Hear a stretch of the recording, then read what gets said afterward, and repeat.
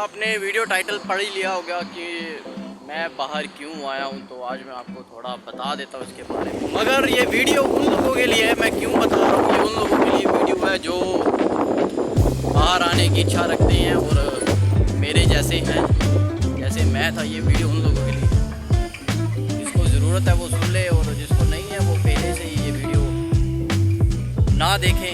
बहुत बहुत धन्यवाद। ये मैंने चीज़ ख़राब की, आप ऐसा अपना टाइम ख़राब ना करो रिश्तेदारों की तरफ। आपके माँ बाप ही आपके काम आएंगे और कोई भी दुनिया में काम रिश्ते में फंसे रह जाएंगे तो आप कभी भी तरक्की नहीं कर पाएंगे। मेरे हिसाब से कभी पैसे नहीं कमा सकते अगर आप दोस्तों में, रिश्तेदारों में, उन्हीं के बीच में इमोशनली फंसे। हेलो, नमस्ते, सत श्री अकाल, सलाम और स्वागत है आपका एक बार फिर से नए व्लॉग में। तो आजकल मैं थोड़ा बिजी चल रहा हूँ क्योंकि मैं अपने लिए बेड स्पेस ढूंढ रहा हूँ, नया घर ढूंढ रहा हूँ, क्योंकि मालिक ने बोल दिया है कि भैया बेड खाली करो। क्या कर सकते हैं, वो मालिक है, उसकी मर्ज़ी। और हम परदेश में बैठे हैं ना, यहाँ पे कोई हमारा घर है, तो इसलिए थोड़ा मुझे टाइम नहीं लगा है नई वीडियो या फिर कहीं जाने का, कहीं घूमने का। तो बहरहाल आपने वीडियो टाइटल पढ़ ही लिया होगा कि मैं बाहर क्यों आया हूँ, तो आज मैं आपको थोड़ा बता देता हूँ इसके बारे में कि मैंने डिसाइड क्यों किया कि मैं बाहर जाऊँ, बाहर जाके काम करूँ और गोरों का गुलाम बनूँ। तो मैंने सिर्फ अपना स्कूल कंप्लीट किया है और वो भी तरलों के साथ। कहने का मतलब है कि बहुत मुश्किल से, मैं पढ़ाई में इतना अच्छा नहीं था और मैंने ज़बरदस्ती अपने भाई के कहने पे नॉन मेडिकल की है। और जिस स्कूल से मैंने नॉन मेडिकल की है उसमें अगर मैं MBBS भी करना चाहता तो मैं पास कर लेता। तो स्कूलिंग के दौरान या स्कूल ख़त्म करने के बाद मेरा कोई फ्यूचर प्लान नहीं था कि मुझे क्या करना है क्या नहीं करना। हमारी गली में एक भैया थे, वो बाहर चले गए, वो ऑस्ट्रेलिया चले गए और मैंने देखा कि वो ऑस्ट्रेलिया गए हैं और उनके साथ मेरी बातचीत भी हुई और मैं उनकी फेसबुक पे फ़ोटोज़ वगैरह देखता था कि वो ऑस्ट्रेलिया में घूम रहे हैं, चिल कर रहे हैं, मज़े कर रहे हैं। तो वहाँ से मेरे मन में एक थॉट पैदा हुआ कि मैंने भी बाहर जाना है, मैंने भी ऐसे कहीं ना कहीं ऑस्ट्रेलिया या फिर कहीं और जाऊँगा। तो मैंने घर वालों को बोला मैं ऐसे जाना चाहता हूँ। तो उसके बाद मैंने इंग्लिश IELTS का टेस्ट जो है उसकी प्रिपरेशन शुरू कर दी और तैयारी शुरू कर दी वो टेस्ट देने के लिए, क्योंकि मैं बाहर जाना चाहता था। तो रिक्वायरमेंट होती है बैंड्स की। मुझे कोई भी नॉलेज नहीं थी कि मुझे क्या चाहिए क्या नहीं। मुझे इतना पता था कि IELTS ज़रूरी है और मुझे कुछ पैसों का भी कुछ खास आइडिया नहीं था कितने लगेंगे, और हमारा कोई वहाँ पे था भी नहीं जो हमें गाइड कर सके। तो मैंने सिर्फ उस बंदे को देखा और मैंने IELTS करनी शुरू कर दी। एक तरह से आप इसे जेलसी बोलो कि वो चला गया मैं भी जा सकता हूँ। हमारे अंदर आ जाता है किसी को देखने से कि वो गया है मैं भी जा सकता हूँ, तो चले जाते हैं हम भी। तो इसी तरह से मैंने IELTS करनी शुरू कर दी। 5-6 महीने की प्रिपरेशन करने के बाद और मैंने IELTS टेस्ट दिया और भगवान की कृपा से मेरे IELTS में बैंड भी आ गए, 6 बैंड आ गए थे मेरे ओवरऑल उस टाइम पे। और मैं अपनी स्कूलिंग के दौरान कभी बाहर नहीं निकला था। जब मैं स्कूलिंग कर रहा था सिर्फ मैं स्कूल जाना और स्कूल से घर आना, इस तरह से मेरा रूटीन चलता था। और मैं इतना मैच्योर नहीं था, मैं बच्चा था, मुझे दुनियादारी के बारे में इतना कुछ खास पता नहीं था। और जब मेरे 6 बैंड आ गए उसके बाद मैं सोच में पड़ गया कि मैं बाहर अकेला जाऊंगा ऑस्ट्रेलिया में, मैं कुछ कर सकता हूँ वहाँ पे। मैं अपनी अगर पैसे लगा के घर बेच के या फिर किसी भी तरीके से मैं जा रहा हूँ तो वो मैं हैंडल कर पाऊँगा, काम कर सकूँगा, वहाँ पे जाके स्टडी कर सकूँगा। तो एक ये डर सा मेरे मन में बैठ गया उस टाइम पे। मेरी बस आ गई है जिसका मैं वेट कर रहा था, बाकी की बातें बस में बैठ के आगे होगी।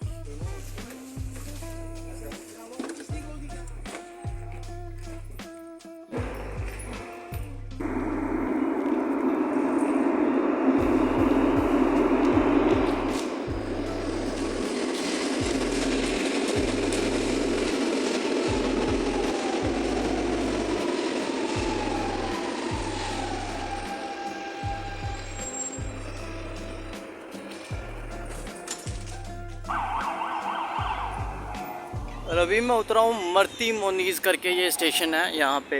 अगर आप आएंगे पुर्तगाल में तो यहाँ पे काफ़ी देसी हैं। एक गली है वहाँ पे सिर्फ बांग्लादेशी पाकिस्तानी लोगों की ही दुकान है। तो वहाँ पे मैं कुछ ख़रीदना था, वहाँ पे गया था। वहाँ पे जब भी जाएंगे आपको ऐसा लगेगा आप इंडिया में या फिर किसी यूपी के किसी मेरठ शहर में ऐसे आ गए हैं आप।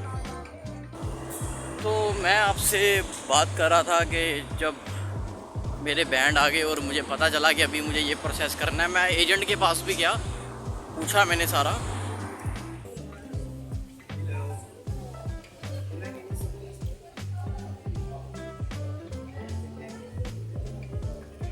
मैं बहुत से एजेंटों के पास गया हूँ उस समय। उन्होंने बोला कि हाँ ठीक है, आप कर सकते हैं, एलिजिबल हैं, अप्लाई कर सकते हैं, ये प्रोसेस है। बट मेरी हिम्मत ही नहीं पड़ी उस टाइम पे। मैं डर गया और मेरे घर वाले भी कोई इतने वो नहीं थे मुझे हिम्मत देने वाले, वो भी डरे ही थे कि कहाँ जाएगा ये, क्या है, तो पैसे ना ख़राब कर दे, क्योंकि मेरा कोई इतना एक्सपीरियंस था नहीं। मैंने उन्हें कुछ करके नहीं दिखाया था कभी, तो उन्हें भी मेरे पे विश्वास नहीं था। वो भी बोले देख ले, तेरी मर्जी है। और वो जो अपॉर्चुनिटी थी मेरे हाथ में, वो मेरे हाथ से निकल गई। उस टाइम पे मैंने ऐसे ही अपना टाइम जो है ख़राब कर लिया और मैं नहीं जा सका। फिर मैंने एक कॉल सेंटर में जॉब स्टार्ट कर दी और अपना टाइम ख़राब करना शुरू कर दिया। जैसे मैंने आपको बताया कि मेरे में उस टाइम पे बचपना था, मुझे पता नहीं था, मुझे वैल्यू नहीं थी। और सही भी था, मुझे लगता है उस टाइम पे मैं ठीक भी था, क्योंकि अगर मैं जाता, मुझे लगता है कि अगर मैं उस टाइम पे चला जाता तो शायद मैं वहाँ पे सरवाइव ना कर पाता बचपने की वजह से। क्योंकि जो प्रॉब्लम हम फेस करते हैं बाहर जाके, उसके लिए हम थोड़ा स्ट्रॉन्ग होना ज़रूरी है मेंटली। मैं उतना नहीं था, शायद मैं कुछ कर लेता वहाँ पे अगर मैं पहले चला जाता तो। भाई ओली रेस्टोरेंट में काम करता है एक, ऐसे ही दोस्त बन गया। ओली भाईजान, ये पंजाब पाकिस्तान से है। जो होता है अच्छे के लिए होता है। मैं नहीं गया, उसमें भी कुछ अच्छा होगा मेरे लिए, भगवान ने कुछ अच्छा सोचा होगा, इसलिए मैं नहीं गया।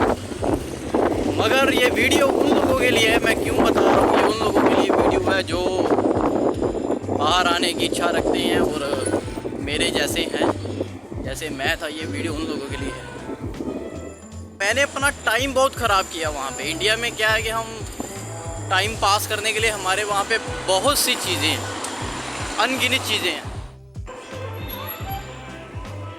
तो इंडिया में त्यौहार इतने हैं, हमें पता ही नहीं चलता कि हमारे कब साल बीत गया। कभी लोहड़ी आ गई, कभी रखड़ी आ गई, कभी दिवाली, कभी दशहरा, कभी नवरात्रे, कभी किसी के घर में जागरण है, कभी किसी के घर में भोग है, कोई जन्मदिन है, कीर्तन है, किसी के घर में कोई मर गया, कोई जी पड़ा है। तो ऐसे आप जीवन पूरा अपना ख़राब कर सकते हैं अगर आप इन्हीं चीज़ों में लगे रहेंगे। मैं ये नहीं कहता ये ज़रूरी नहीं है, मगर कुछ लोग इन्हीं चीज़ों को ज़्यादा अहमियत देते हैं, अपने ऊपर कम अहमियत देते हैं। जैसे कि मैं अपने रिश्तेदारों में, अपने दोस्तों में अपना समय ख़राब करता रहा हूँ। कभी मासी आ गई, कभी बुआ आ गई, कभी चाची, कभी ताई, उनके साथ टाइम ख़राब कर दिया अपने काम छोड़ के। कभी हंसी मजाक कर लिया।